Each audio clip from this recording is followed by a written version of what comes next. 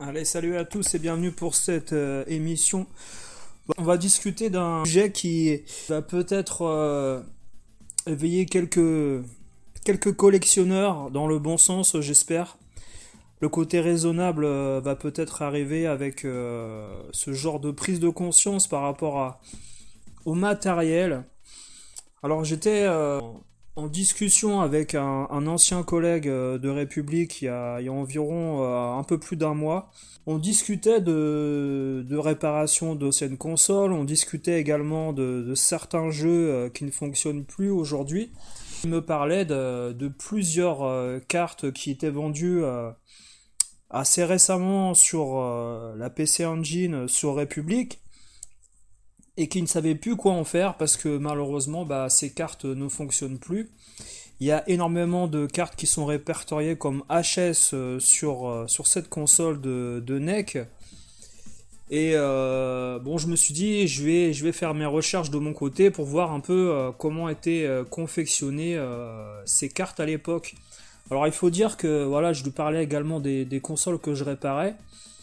Et quelque part en fait, quand j'avais réparé cette dernière Master System, cette Master System qui avait rendu l'âme non seulement au niveau des composants de l'alimentation, des condensateurs et puis la sortie vidéo, qui s'était dessoudée également aussi avec le temps. Cette console, j'ai pu la réparer avec le régulateur de tension, la modifier et la refaire fonctionner. Et je lui disais que quelque part, en fait, le fait de réparer autant de consoles sur une très courte période, sur les 5 dernières années par rapport il y a 10 ans où il y avait très peu de consoles qui tombaient en rade de façon aussi significative, et bien quelque part, je sais pas, j'ai eu une prise de conscience par rapport au fait que on arrive dans la période fatidique des 30 ans par rapport à l'obsolescence qui était plus ou moins programmée par l'usure des composants embarqués dans ces consoles et dans ces cartes magnétiques. Parce que je vais parler de ça. Si les gens connaissent la PC Engine, vous savez que la PC Engine, c'est une technologie qui est inspirée des cartes magnétiques. C'est-à-dire que NEC, pour confectionner sa console, avec Hudson, ils avaient utilisé la technologie des bicards. Alors les bicards, ce sont des petites cartes magnétiques qui ont un système avec une EEPROM à l'intérieur, et avec une mémoire flash, pour parler de façon moderne. C'est-à-dire que le composant est magnétisé avec un logiciel à l'intérieur qui est réinscriptible. Le composant est gardé de l'espace par rapport au circuit imprimé, etc. etc. On s'est vite rendu compte que cette technologie avait des failles assez énormes. C'est-à-dire que au bout d'une vingtaine d'années, selon les gens qui ont fait les études, on a vu déjà, enfin même déjà au bout de 10 ans, on a vu des composants type EEPROM, non seulement à cause de la température, non seulement à cause des UV, parce que de laisser par exemple au soleil ou dans des températures proches de zéro ce genre de composants, que ce soit dans un garage ou stocké dans un entrepôt où il fait assez froid, vous allez perdre des cellules au niveau du composant avec les années, et à la fin, ce qui était programmé pour durer peut-être entre 15 et 25 ans, ça va durer seulement une dizaine d'années. Et qu'est-ce qui se passe avec les U-Cards, par exemple, sur la PC Engine?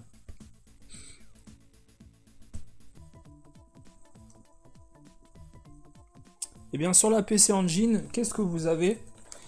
Là, vous avez tout simplement ce format carte constitué au centre avec une petite carte intégrée au plastique. Et dans cette carte, quand vous l'ouvrez, vous avez quelques circuits imprimés qui vont au connecteur de 38 fiches qui se trouve sur la carte, ici, que vous insérez dans la console. Alors que la B-Card, qui était une technologie d'Hudson, comportait 32 fiches à la base. La U-Card, à l'intérieur, vous avez... Alors quand vous voyez les prix aujourd'hui des U-Card, qui vont de 5 euros à 240 euros. Attention, attention, je vous annonce que dans moins de 5 ans, la plupart de vos U-cards que vous avez mal entreposés ou qui ont été mal entreposés durant les années 90 ou 2000, vous allez devoir, pour pouvoir y jouer, les reflasher parce que malheureusement, le programme qui a été flashé sur les proms au tout début ne va plus être lisible par la console. Alors moi ça m'est arrivé sur un jeu que j'ai eu avec le temps. J'ai essayé d'ouvrir voilà, très bien, on va pouvoir voir le contenu de la U-Card. Voilà la U-Card. À l'intérieur, quand vous l'ouvrez, comment ça se passe? Voilà, vous avez ce petit composant noir qui recouvre à l'intérieur la mémoire flash avec les proms. Et toutes les cartes, les U-cartes, sont composées de la même technologie interne. C'est-à-dire que ce sont des composants qui ont été flashés en usine avec le logiciel. Et malheureusement, voilà, quand vous faites le compte de tous les jeux sur PC Engine qui ne fonctionnent plus en U-Card aujourd'hui, c'est assez catastrophique. Et je suis pas certain que malheureusement des gens soient capables aujourd'hui de reflasher ces cartes. C'est-à-dire qu'il faudra terminer, je pense, l'expérience de jeu avec malheureusement un Everdrive sur PC Engine pour pouvoir jouer, ce qui est faisable aujourd'hui largement. Mais l'espérance de vie est entre 25 et 30 ans sur ce genre de matériel et prom. Alors, j'ai fait également quelques recherches sur d'autres systèmes, c'est-à-dire que c'est pas seulement la PC Engine qui a ce genre de technologie. Les mémoires flash sont également répertoriées sur tout ce qui est Nintendo DS, PS Vita et autres consoles Nintendo portables qui avaient ce genre de mémoire flash. Alors la Game Boy ne l'avait pas, c'était des circuits imprimés avec une ROM interne, du même genre entre guillemets de ce qui avait été fait sur de la NES par exemple. Là où la ROM, le logiciel est inséré et ne bougera pas. Et à la limite, voilà, tout ce qui pourra arriver, c'est que vous ayez un circuit défaillant au niveau des circuits imprimés de la PCB, comme sur les jeux Tengen, et à un moment donné, votre jeu ne se lira plus, parce que la PCB est de très mauvaise qualité au niveau du cuivre ou d'autres soudures. Mais voilà, la technologie de NEC, qui était très avant-gardiste à l'époque, qui copiait un peu tout ce qui était carte bancaire, etc., avec ce truc un peu futuriste, on va dire, qu'on n'avait jamais vu avant. On avait des cartouches énormes sur les consoles NES, la Famicom, et puis d'autres Atari 2600, la Vidéopack de Philips avait des cartouches énormes qui étaient avec un clapet qui s'ouvrait, qui se fermait. Là, chez NEC, on a quelque chose de futuriste. Alors c'est très bien, seulement les concepteurs n'avaient pas forcément pensé ce type de console pour que nous, on y joue en tant que collectionneurs en 2020 par exemple, ou 2025 ou 2030. Cette technologie embarquée à ses limites par rapport à la température, par rapport au filtre UV, et parce qu'elle est flashée de cette manière-là, c'est-à-dire qu'elle elle est magnétisée grâce à un voltage spécial. Et après, je vous laisserai regarder et faire vos recherches de votre côté. Mais voilà, ce qui est le plus inquiétant, pour les collectionneurs d'aujourd'hui, c'est pas forcément la PC Engine, parce que c'est relatif le prix de ces cartouches aujourd'hui, de ces cartes SD aujourd'hui de la PC Engine. Là, quand vous ouvrez votre carte U-Card de la PC Engine, voilà ce que vous avez à l'intérieur. Ce petit carré noir recouvert d'un filtre anti-onde magnétique, si on peut dire ça, qui empêche la chaleur et puis les ondes de passer à travers. C'est un bouclier qui protège les proms à l'intérieur. Aujourd'hui, Qu'est-ce qui se passe avec certaines cartouches Super Famicom, Super NES, même Mega Drive et certaines cartouches Neo Geo? Ben, certaines compagnies, pas toutes, hein, et certaines séries en usine comportent des EPROM. Alors pourquoi certaines compagnies ont inséré des EPROM sur leurs composants? Alors la première chose à savoir, c'est que par exemple, certaines compagnies ont préféré insérer des EPROM sur leur PCB pour pouvoir modifier ensuite le logiciel s'il y avait un défaut à l'intérieur et un retour en SAV. C'est le cas par exemple pour SNK et la Neo Geo sur des jeux AES qui avaient parfois dû modifier des logiciels qui avaient été mal imprimés sur le composant, c'est-à-dire que en usine, si vous insériez sur une ROM un logiciel qui est défectueux, vous ne pouviez pas le changer. Il fallait vous débarrasser et jeter ce composant que vous aviez mis sur la PCB, refaire les soudures, etc., etc. Par contre, si vous mettiez une EPROM, c'est-à-dire un composant réinscriptible sur votre PCB et que le logiciel inséré était défectueux, vous pouviez le modifier par la suite en le renvoyant au SAV. Et c'était une façon pour SNK de corriger les défauts de certains logiciels qui avaient été mis sur les cartouches d'époque. Ça arrivait très rarement, mais ça arrivait. Alors, je vous rassure d'un côté, c'est qu'il n'y a pas énormément, selon le listing de la plupart des gamers aujourd'hui, la présence d'EPROM nombreuses sur des jeux originaux Neo Geo. C'est-à-dire qu'on référence même pas une dizaine de jeux AES qui ont été confectionnés avec des EPROM modifiables bien sûr sur la PCB. C'est-à-dire que les gens qui possèdent par exemple ces titres-là, c'est-à-dire que voilà, je vais lancer un pavé dans la mare pour les fans de Fatal Fury ou d'Art of Fighting. Les Fatal Fury, le 1, le 2, le Art of Fighting 1 et 2 par exemple, comportent des EPROM sur les versions japonaises de la console Neo Geo. C'est-à-dire que ces jeux-là, ben, on arrive dans la période charnière des 30 ans, où que vous ayez conservé plus ou moins bien, alors déjà si votre jeu marche encore au bout de 30 ans, c'est qu'il a été très bien conservé pour la plupart du temps, mais les collectionneurs s'emploient, parce qu'en fait, cette vidéo-là, je vous la fais parce que je suis tombé sur cette dernière collection d'un Suisse, c'est souvent des Suisses, hein, je sais pas pourquoi d'ailleurs, ils ont beaucoup d'argent les Suisses qui travaillent dans les banques. Alors je sais pas après s'il travaille dans une banque, hein, ce collectionneur, mais ce collectionneur suisse qui était chez Back in Toys, bah, cette personne-là montrait sa collection Neo Geo avec des jeux qu'il avait achetés par moment entre 8000 et 20 000 euros, voire 26 000 euros pour le Metal Slug qu'il a récupéré il y a 2-3 ans. Il possède, j'ai compté environ 200 jeux, environ 200. Un peu moins de 200, quelque chose comme ça, parce que par étagère, il y avait 50 jeux par étagère.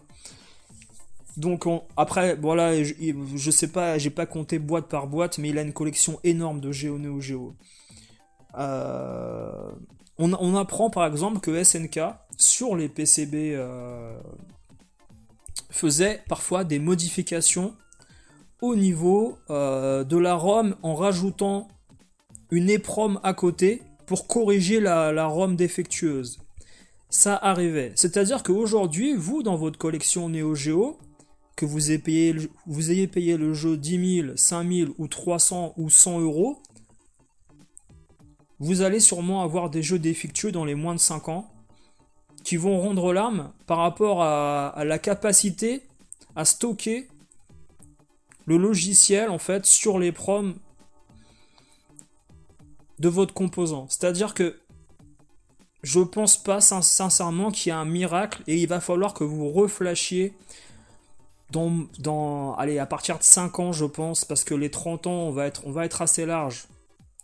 Mais la durée de vie d'une EEPROM au Flash, c'est 30 ans. C'est-à-dire qu'aujourd'hui, les gens qui ont également des jeux PS Vita, qui ont également des jeux Nintendo DS, surtout Nintendo DS, il y a des gens qui répertorient déjà des SD cartes défectueuses sur la DS.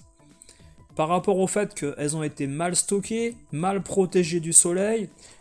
Aujourd'hui, des collectionneurs s'attardent à protéger leur jaquette du Sunfade. C'est pas bien ça le plus grave.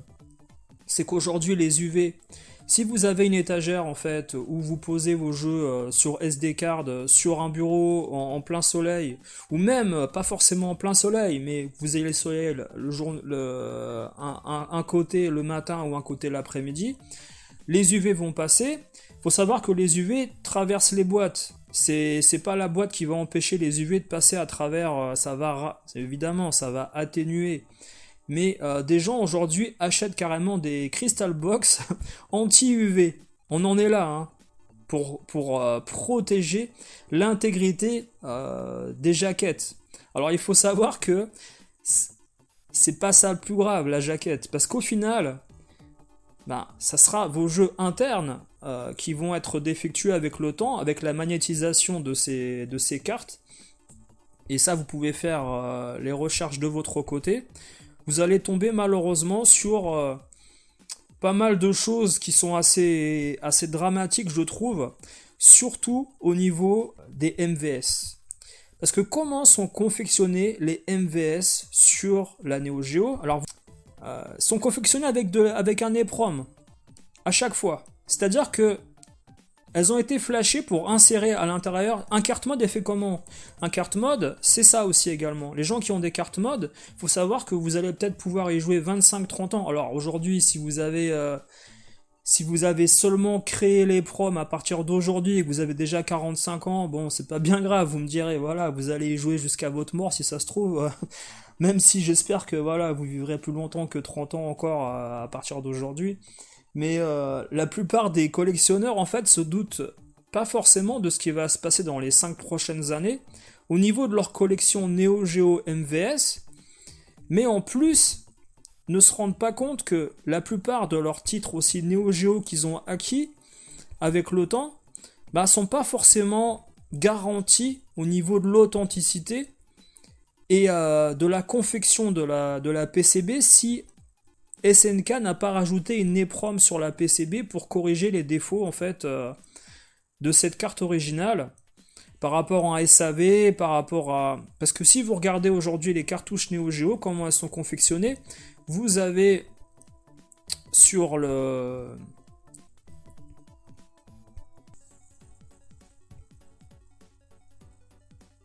Vous avez donc sur la carte principale, voilà, plusieurs composants. Et parfois, vous avez un espace qui se trouve en haut à chaque fois, à droite ou à gauche, pour placer une EEPROM, au cas où vous ayez un défaut au niveau de la carte. Alors ça, c'est vérifiable si vous avez les capacités à ouvrir votre cartouche de jeu AES. Malheureusement, la plupart des gens aujourd'hui, ils achètent le jeu en vérifiant les jaquettes et puis les inserts et ceci, cela. Je pense que ces gens-là sont loin de se douter ce que SNK avait pu confectionner par rapport au travail en usine et puis au retour des SAV de certains composants qui peuvent avoir été parfois rappelés du magasin au confectionneur, sans passer par le client, et retourner ensuite dans la chaîne du magasin pour la distribution avec des modifications. Et ça, malheureusement, des gens ne sont pas forcément au courant de certains faits. Et quand je revois cette vidéo en fait de chez Back in Toys, quelque part, je me dis que aujourd'hui vous investissez dans des jeux à une période où la période charnière des 30 ans est arrivée par rapport à ce qu'on avait estimé par rapport aux années 80-90, de la durabilité, la durée de vie de certains composants électroniques. Et on arrive dans ces fatidiques 30 ans où malheureusement, bah, vous avez énormément de consoles qui rendent l'âme aujourd'hui, que ça soit de la Master System, que ça soit de la NES, de la Super Nintendo avec le mode 7 et une architecture qui souffre énormément au niveau des consoles portables également avec la Game Gear. Aujourd'hui, je vous mets au défi par exemple d'avoir une Game Gear qui n'a jamais été restaurée, reconditionnée, que ce soit au niveau de l'écran, des condensateurs sonores et graphiques. Pour vous dire, hein, une Game Gear, si vous changez les 18 condensateurs, ça vous prend 1h30 de temps à peu près pour tout modifier et faire ça bien, proprement, on va dire. Et malheureusement, quand vous voyez les choses aujourd'hui, ça va dans le sens en fait des gens qui disent que l'émulation est le futur du jeu vidéo. Alors, je pense que l'émulation aujourd'hui n'est pas parfaite au niveau du jeu vidéo ancien, on va dire, qui a été fabriqué sur un modèle 4 tiers et qui supporte très mal les résolutions au-dessus du 720p. Mais dans la logique même, aujourd'hui, les gens qui vont commencer à collectionner des jeux vidéo vont y jouer de moins en moins pour essayer de les préserver. Que ça soit des CD-ROM ou des cartes contenant des ROM, sans les EPROM et les SD cards, hein, qui sont programmés au bout de 20 ans à disparaître quoi qu'il arrive au niveau de la mémoire flash, hein, vous pouvez rien y faire, c'est comme ça. Le programme ne peut pas rester par rapport aux cellules qui sont intégrées dans ce composant-là. Malheureusement, je pense que voilà, aujourd'hui, les composants des années 80 ou 90 qui ont été apposés sur ces PCB d'époque ne sont pas faits pour durer. Aujourd'hui, ces jeux ont circulé dans des conditions de stockage qui ne sont pas optimales, dans le sens où on n'a pas forcément contrôlé ni la température, ni l'usage, ni le rayonnement du soleil. On ne sait pas aujourd'hui comment en fait a été géré en fait ces jeux-là quand nous on les a récupérés. Et c'est là tout le problème, c'est qu'aujourd'hui vous avez des gens qui investissent 20 000 € dans un jeu Neo Geo, ils ne savent pas l'usage qui en a été fait avant. Sincèrement, ça n'a aucun intérêt aujourd'hui, je veux dire, de se dire je vais acheter un jeu 20 000 €, ne sachant pas combien de temps il va durer, et en plus sachant par contre qu'on est dans la période charnière dépassée des 30 ans dans laquelle certains composants sont censés être morts ou vont mourir très très prochainement.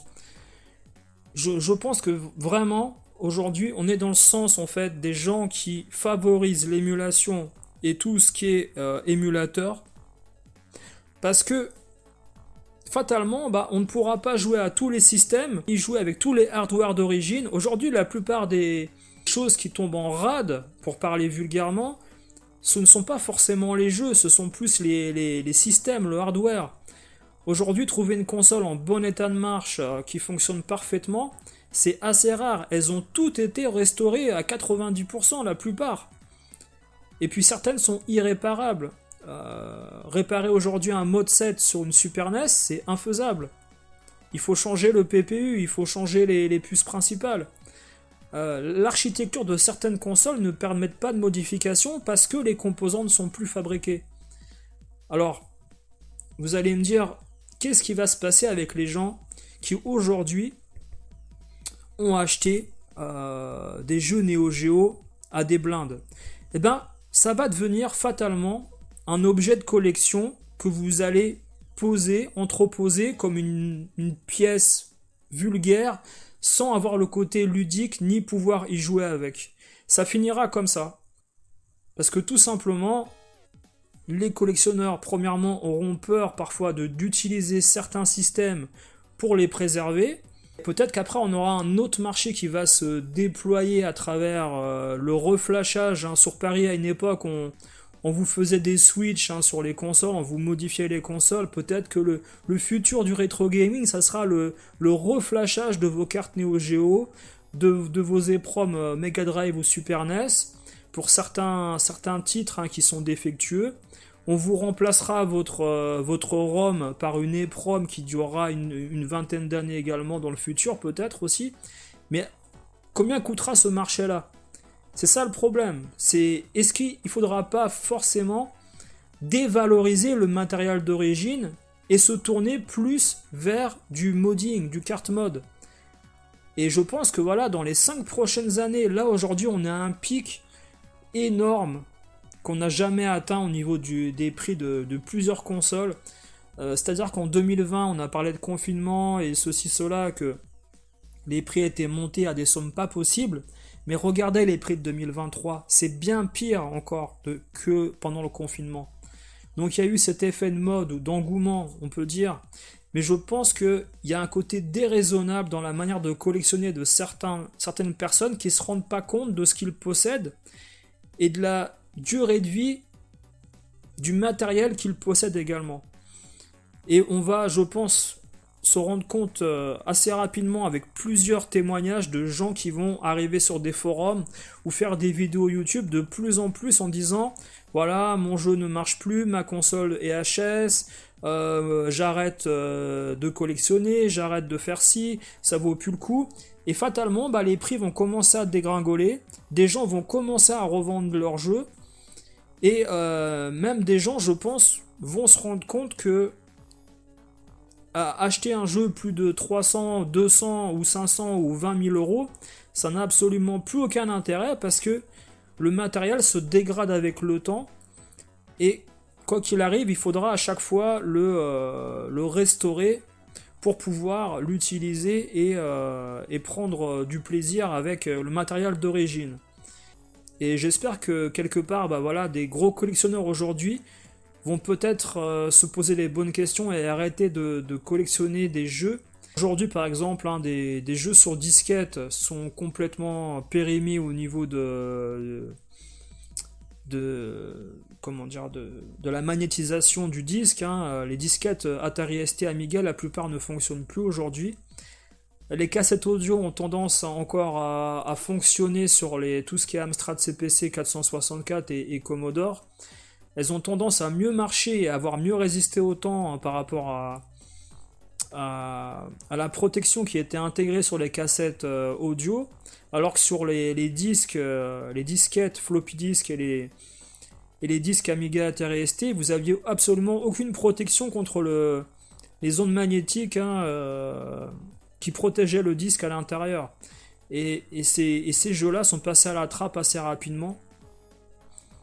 Et bon, je pense que on aura des surprises par rapport aux collections Neo Geo, où des gens vont peut-être avoir un sentiment de peur, d'être effrayés qu'un jour leur jeu ne fonctionne pas, et il y aura peut-être un sentiment de panique par rapport à certaines consoles, et peut-être on verra des gens revendre par peur et souci d'avoir le meilleur profit possible à l'heure actuelle, tant que la cote est assez haute.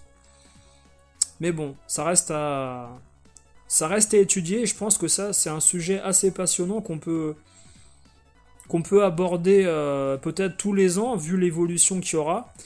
Mais ça reste un sujet important pour des gens qui ont des collections à plus de 10 000, 15 000, 20 000 ou 30 000 euros pour certains sur des petites consoles. Alors je parle pas du tout après des gens qui ont des collections Neo Geo qui sont estimées à parfois de 100 000 euros. Voilà, donc je vous dis à bientôt, passez une bonne soirée.